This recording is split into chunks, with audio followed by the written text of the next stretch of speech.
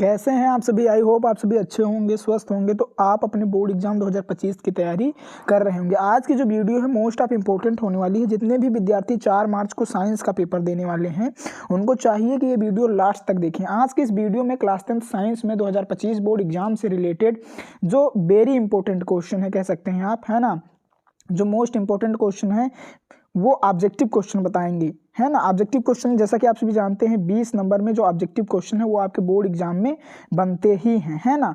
तो आज के इस वीडियो में आपके 20 नंबर जो है वो पक्के होने वाले हैं। क्यों? क्योंकि आज के इस वीडियो में साइंस में आपके फिजिक्स के जो क्वेश्चन है वो, केमिस्ट्री के जो हैं वो, और किसके, बायोलॉजी के, ये total 20 very important objective question होने वाले हैं जो प्रीवियस ईयर क्वेश्चन पेपर में आए हुए हैं। इसलिए प्रीवियस ईयर पेपर से ढूंढ के मैं आपके लिए लाया हूँ। ये जो वीडियो है हेल्पफुल होगी आपके बोर्ड एग्जाम 2025 साइंस के पेपर के लिए। वीडियो को लास्ट तक देखिएगा।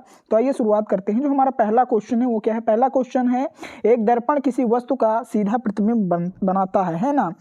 दर्पण है, दर्पण को बताना है। एक ऐसा दर्पण है जो वस्तु का सदैव सीधा प्रतिबिंब बनाता है, वो दर्पण है, उसका क्या नाम है? ए नंबर समतल, बी नंबर उत्तल, और सी नंबर अवतल, और डी नंबर समतल या उत्तल। तो इसका जो सही आंसर है वो क्या हो जाएगा? एक दर्पण जो सदैव क्या करता है? सीधा, है ना, सीधा प्रतिबिंब बनाता है, वो दर्पण समतल या उत्तल होगा, है ना। समतल या उत्तल होगा तो डी नंबर जो ऑप्शन है बिल्कुल करेक्ट है। समतल या उत्तल जो दर्पण होगा वो सदैव सीधा प्रतिबिंब बनाएगा। तो आई होप आपको पहले क्वेश्चन का आंसर क्लियर हो गया होगा। ये फिजिक्स पार्ट के क्वेश्चन है, तो पहला है ना। चलो दूसरा क्वेश्चन मैं आपको दिखाता हूँ क्या होना। दूसरा जो आपका क्वेश्चन है वो है, स्वस्थ नेत्र का निकट बिंदु होता है ना। स्वस्थ नेत्र का जो निकट बिंदु है वो क्या होता है? ऑप्शन दिया गया है। A number 25 centimetre, B number 50 centimetre, और सी नंबर 100 सेंटीमीटर, और डी नंबर अनंत पर।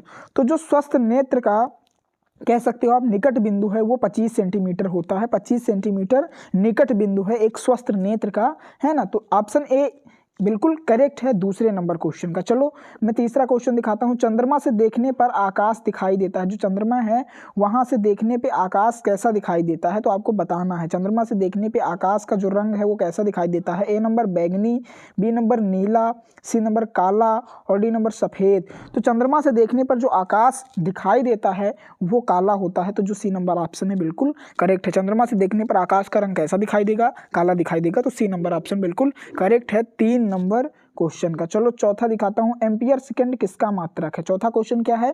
एम्पियर सेकंड जो है वो किसका मात्रक है? ऑप्शन दिए गए हैं। ए नंबर विद्युत ऊर्जा का, फिर बी नंबर विद्युत वाहक बल का, सी नंबर आवेश का, और डी नंबर विद्युत धारा का। तो क्या पूछा गया है क्वेश्चन पूछा गया है एम्पियर सेकंड किसका मात्रक है। क्या है क्वेश्चन? एम्पियर सेकंड किसका मात्रक है, ये चौथा क्वेश्चन है। तो इसका आंसर आइए आपको दिखाता हूँ। इसका आंसर जो हो जाएगा वो हो जाएगा आवेश का, है ना। जो एम्पियर सेकंड है वो किसका मात्रक है? आवेश का मात्रक है, तो सी नंबर बिल्कुल करेक्ट ऑप्शन है इस क्वेश्चन का। पांचवा क्वेश्चन जरा देखो, इंपॉर्टेंट है। हीटर का तार बना होता है, हीटर का जो तार होता है वो किसका बना होता है? आपने पढ़ा ही होगा हीटर का तार किसका बना होता है, ये आपको बताना है। तो ए नंबर तांबे का, बी नंबर पीतल का, सी नंबर नाइक्रोम का, और डी नंबर लोहे का। तो हीटर का जो तार है वो नाइक्रोम का बना होता है, क्योंकि नाइक्रोम का जो तार होता है वो जलता नहीं है ना। इसलिए हीटर का जो तार है वो किसका है? नाइक्रोम का बना होता है, तो सी नंबर ऑप्शन बिल्कुल करेक्ट है। चलो क्वेश्चन दिखाता हूँ 6 नंबर। एक 220 वोल्ट का फिलामेंट है जिसमें 100 वोल्ट का बल्ब लगा है, उसका प्रतिरोध होगा। क्या प्रतिरोध होगा आपको बताना है। A number 2.2 Om, B number 484 Om, C number 22,000 ओम, और डी नंबर 48.4 ओम, है ना। तो जो सही आंसर है वो क्या हो जाएगा? एक 220 वोल्ट का जो फिलामेंट है उसमें 100 वाट का बल्ब लगा है, तो जिसका प्रतिरोध होगा 484 ओम। तो बी नंबर ऑप्शन बिल्कुल करेक्ट है 6 नंबर क्वेश्चन का। चलो नेक्स्ट क्वेश्चन आपको दिखाता हूँ 7 नंबर। चुंबकीय क्षेत्र की तीव्रता का मात्रक होता है। जो चुंबकीय क्षेत्र होता है उसकी तीव्रता का मात्रक क्या होता है? ए नंबर टेस्ला होता है, बी नंबर ओम होता है, सी नंबर एम्पियर होता है, और डी नंबर ऑप्शन दिया गया है वोल्ट मीटर होता है। तो इसका जो सही आंसर है वो क्या हो जाएगा भाई? चुंबकीय क्षेत्र, आपने पढ़ा होगा चुंबकीय क्षेत्र की जो तीव्रता होती है उसका मात्रक टेस्ला होता है, तो ए नंबर ऑप्शन बिल्कुल करेक्ट है। टेस्ला किसका मात्रक है? चुंबकीय क्षेत्र की तीव्रता का। तो 7 नंबर क्वेश्चन का आंसर आपको आई होप क्लियर हो गया होगा कि टेस्ला चुंबकीय क्षेत्र की तीव्रता का मात्रक है। नेक्स्ट 8 नंबर क्वेश्चन देखो। Fe2Al gives out Al2O3 plus 2Fe। यह किस प्रकार की अभिक्रिया है? ऑप्शन दिया गया है, पहला संयोजन अभिक्रिया, दूसरा द्विविस्थापन अभिक्रिया, तीसरा वियोजन अभिक्रिया और डी नंबर विस्थापन अभिक्रिया। तो यह किस प्रकार की अभिक्रिया है? Fe2 plus 2Al gives out Al2O3 plus 2Fe। ये जो है वो विस्थापन अभिक्रिया है ना, ये क्या है? विस्थापन अभिक्रिया है। डी नंबर ऑप्शन बिल्कुल करेक्ट है। ये पहले चैप्टर का क्वेश्चन है। आई होप आपको क्लियर हो गया होगा। 8 नंबर क्वेश्चन का आंसर विस्थापन अभिक्रिया जो है वो ऊपर दी गई अभिक्रिया का क्या है? एग्जाम्पल है, कह सकते हैं, या प्रकार है ना। चलो नेक्स्ट क्वेश्चन दिखाता हूँ। 9 नंबर, जंग का रासायनिक सूत्र होता है, क्या होता है भाई? जो जंग है, आप जानते हैं लोहे में जंग लग जाती है तो उसका जो रासायनिक सूत्र है वो क्या होता है? Fe2O3 FeCO3 फिर Fe2O3 डॉट XH2O फिर FeCO3 डॉट XH2O। तो इसका जो सही आंसर है वो क्या हो जाएगा? वो सी नंबर हो जाएगा। Fe2O3 डॉट XH2O जो है वो जंग का रासायनिक सूत्र है। तो 9 नंबर क्वेश्चन का आंसर आपको समझ में आया होगा। सी नंबर जो ऑप्शन है बिल्कुल करेक्ट है। चलो 10 नंबर क्वेश्चन देखो। एसिटिक एसिड में क्रियात्मक समूह है, जो एसिटिक एसिड है उसका क्रियात्मक समूह क्या है? तो जो एसिटिक एसिड है उसका जो क्रियात्मक समूह है वो CHO है ना। तो ए नंबर जो ऑप्शन है बिल्कुल करेक्ट है 10 नंबर क्वेश्चन का। तो 10 नंबर क्वेश्चन का जो आंसर है वो क्या है? CHO जो है वो एसिटिक एसिड का क्रियात्मक समूह है या क्रियात्मक समूह है ना। 11 नंबर क्वेश्चन देखो। शुद्ध जल का पीएच मान होता है, क्या होता है? इंपॉर्टेंट क्वेश्चन है। ए नंबर 1 होता है, बी नंबर 7 होता है और सी नंबर 6 होता है और डी नंबर 14 होता है। तो जो शुद्ध जल है उसका पीएच मान होता है 7। शुद्ध जल का पीएच मान क्या होता है? 7 होता है, क्योंकि शुद्ध जल जो है वो उदासीन होता है। क्या होता है? शुद्ध जल उदासीन होता है। तो बी नंबर जो ऑप्शन है बिल्कुल करेक्ट है ना 11 नंबर क्वेश्चन का। चलो नेक्स्ट क्वेश्चन दिखाता हूँ आपको। 12 नंबर, पीतल एक है, पीतल क्या है भाई? ए नंबर धातु है, बी नंबर अधातु है, सी नंबर उपधातु है और डी नंबर मिश्र धातु है। तो पीतल एक क्या है? पीतल एक मिश्र धातु है। तो डी नंबर जो ऑप्शन है बिल्कुल करेक्ट हो जाएगा, है ना। तो जो 12 नंबर क्वेश्चन है उसका आंसर डी है, मिश्र धातु। चलो नेक्स्ट क्वेश्चन दिखाता हूँ। मस्तिष्क उत्तरदायी है, मस्तिष्क किसके लिए उत्तरदायी है? ए नंबर सोचने के लिए, बी नंबर हृदय स्पंदन के लिए, सी नंबर शरीर का संतुलन बनाने के लिए, डी नंबर ए सभी। तो मस्तिष्क जो है उत्तरदायी है ए सभी के लिए। किसके लिए? सोचने के लिए भी, हृदय स्पंदन के लिए भी, शरीर का संतुलन बनाने के लिए भी और ये सभी, यानी डी नंबर जो ऑप्शन है बिल्कुल करेक्ट हो जाएगा।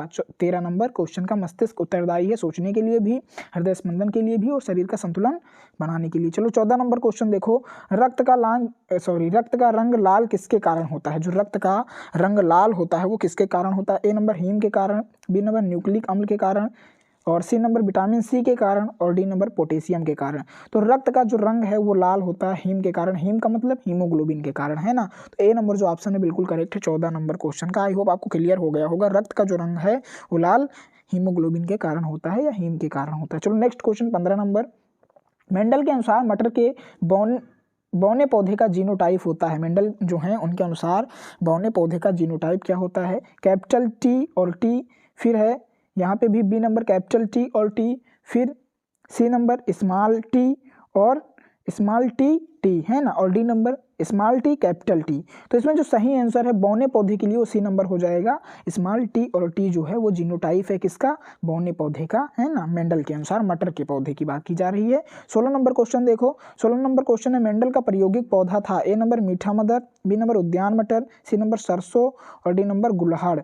तो गुड़हल जो है वो तो मेंडल का जो प्रायोगिक पौधा था, है ना, प्रयोग जिस पे मेंडल ने किया था वो उद्यान का मटर था। बी नंबर जो ऑप्शन है बिल्कुल करेक्ट है। उद्यान वाला जो मटर था उसका प्रयोग किया किसने? मेंडल ने अपने नियम को बनाने के लिए प्रयोग किया था पौधा। बी नंबर ऑप्शन जो है बिल्कुल करेक्ट है 16 नंबर क्वेश्चन का। चलो 17 नंबर क्वेश्चन देखो जरा। निम्न में से विटामिन का कौन सा जोड़ा जल में घुलनशील है? ए नंबर विटामिन ए तथा B, B number vitamin B तथा C, C number vitamin C तथा K, D number vitamin B तथा डी। इसमें पूछा गया है वाटर सोल्यूबल। सोल्यूबल का मतलब घुलनशील और वाटर का मतलब जल में घुलनशील। तो जल में जो घुलनशील विटामिन है वो क्या है? बी तथा सी है। तो जो बी नंबर ऑप्शन है बिल्कुल करेक्ट हो जाएगा, है ना। बी नंबर जो ऑप्शन है बिल्कुल सही आंसर है। विटामिन बी तथा सी जो है वो क्या है? जल में घुलनशील है, वाटर सोल्यूबल विटामिन हैं। तो 17 नंबर क्वेश्चन का आई होप आंसर क्लियर हो गया होगा आपको। चलो नेक्स्ट 18 नंबर क्वेश्चन देखो। कौन सा हार्मोन आपातकालीन हार्मोन कहलाता है? ए नंबर एपिनेफ्रिन, फिर B number calcitonin, D number कोलिफ हार्मोन और सॉरी सी नंबर कोलिफार्मोन और डी नंबर इंसुलिन, है ना।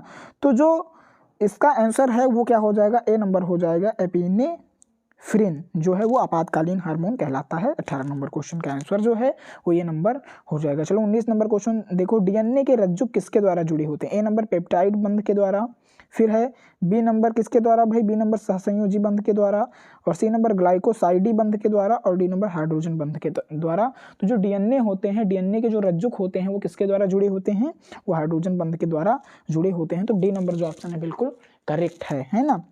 डीएनए के रज्जु किसके द्वारा जुड़े होते हैं, हाइड्रोजन बंध के द्वारा। तो डी नंबर ऑप्शन बिल्कुल सही है। 20 नंबर क्वेश्चन देखो जरा, मनुष्य में वृक्क एक तंत्र है जो संबंधित है, किससे संबंधित है भाई। ए नंबर पोषण से, बी नंबर श्वसन से, और सी नंबर उत्सर्जन से, और डी नंबर परिवहन से। तो मनुष्य में वृक्क जो है वो एक तंत्र है जो संबंधित किससे है, उत्सर्जन से है। तो सी नंबर ऑप्शन बिल्कुल करेक्ट है 20 नंबर क्वेश्चन का। 20 नंबर क्वेश्चन का जो सही आंसर है वो उत्सर्जन है ना। जो मनुष्य में वृक्क है वो किससे संबंधित है, उत्सर्जन से संबंधित है। तो ये टोटल कितने क्वेश्चन है, ये टोटल 20 इंपॉर्टेंट क्वेश्चन है ना, 20 महत्वपूर्ण क्वेश्चन है। क्लास 10 साइंस में इंपॉर्टेंट क्वेश्चन थे, है ना, वो मैंने बता दिए 2025 बोर्ड एग्जाम से रिलेटेड थे। आई होप अगर आपने इस क्वेश्चन को तैयार कर लिया, दिन में गारंटी लेता हूँ आपके जो मार्क्स होंगे वो अच्छे आएंगे, है ना। तो वीडियो को